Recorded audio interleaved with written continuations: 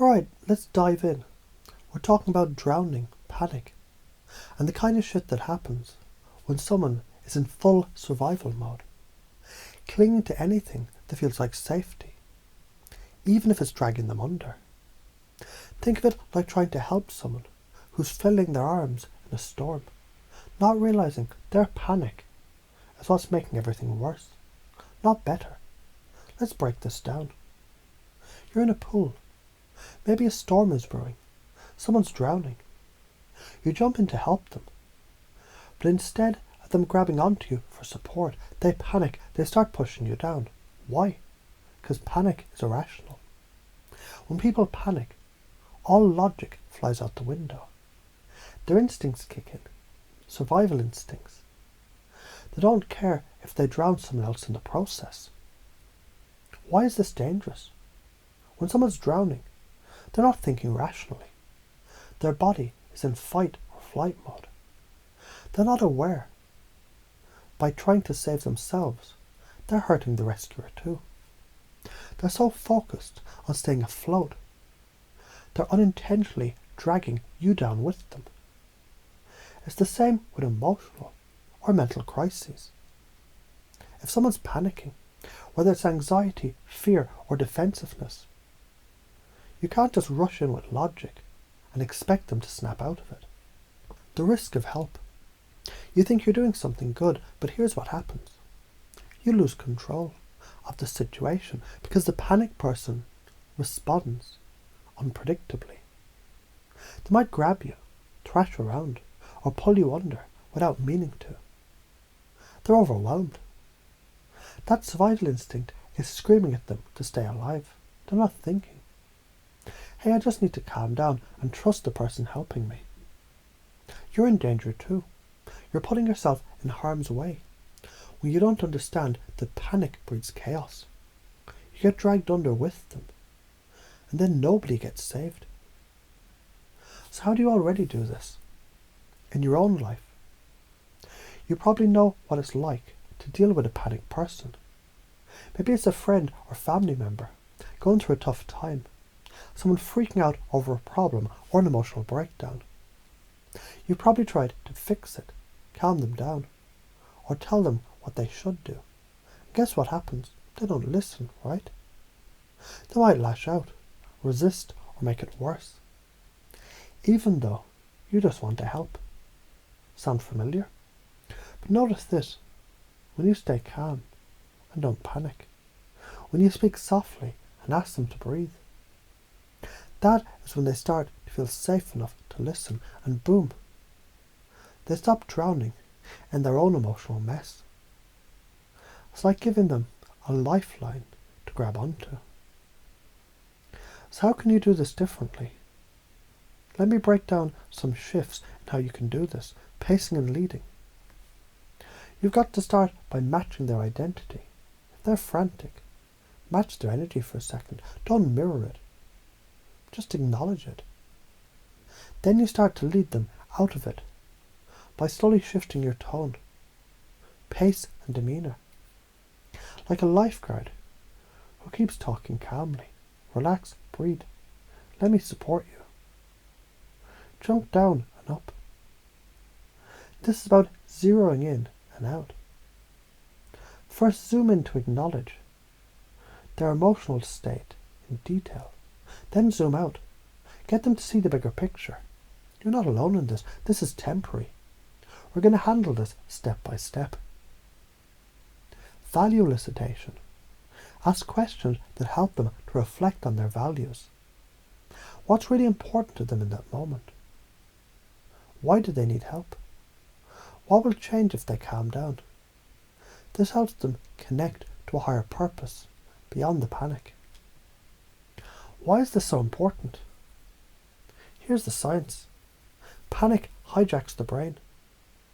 When someone's brain is in a fight or flight state, the prefrontal cortex, the part that helps with reasoning, decision making, and calming down, that gets shut off. The limbic system, the emotional center, it takes over. This is where you see irrational behaviour. The more you rush in, the more you're giving their panic brain fuel. Self-regulation is key. Once you can get them to relax and breathe, the parasympathetic nervous system, that calm state kicks in, and the body can begin to heal itself. That's when you actually help. The fear of doing this, why do we hesitate? It's like trying to dive into the deep end when we're still stuck in the shallow. Fear of rejection. What if they don't listen? What if they lash out? Fear of failure. What if this doesn't work? What if you can't help them? Fear of making things worse. The fear that by doing something, you'll make the situation more chaotic. But here's the thing. You can't make it worse by being calm.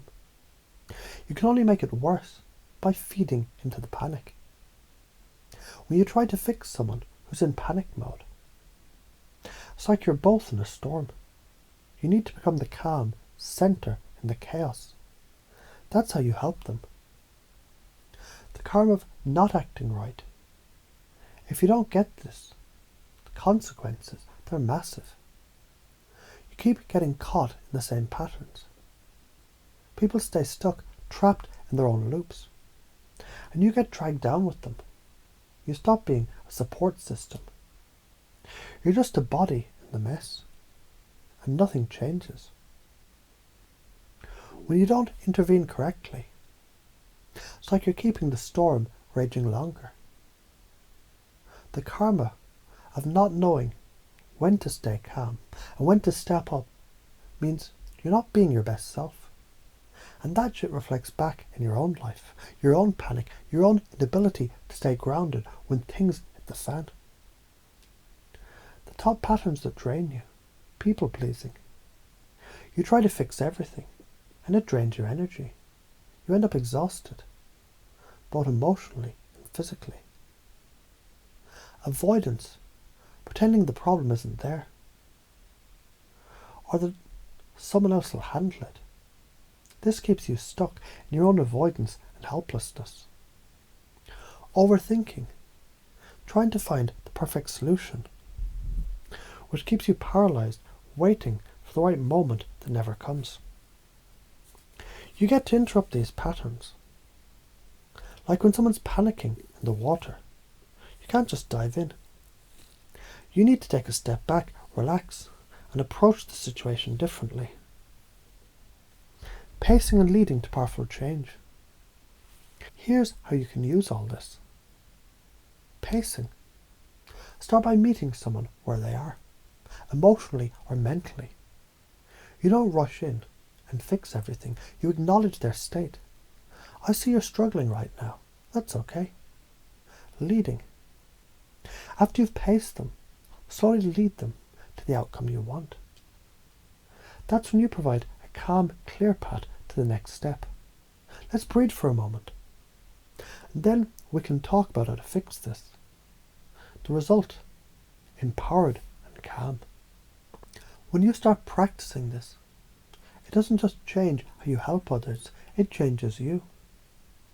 You become a calm, centered force that people trust. You stop being overwhelmed by life's storms. And you help others weather them too. You understand control is an illusion. What matters is keeping your head above the water and staying grounded. Once you own this, your life will shift. You'll stop feeling like you're constantly putting out fires, and you start leading yourself and others to calmer waters. You'll stop getting dragged down, and you'll help people find their own strength to rise. That's the difference between staying stuck in the storm and taking control of the calm. So next time someone's panicking, or there's emotional chaos, or little drowning, you know exactly what to do. And it's going to feel like you've got this shit on lock.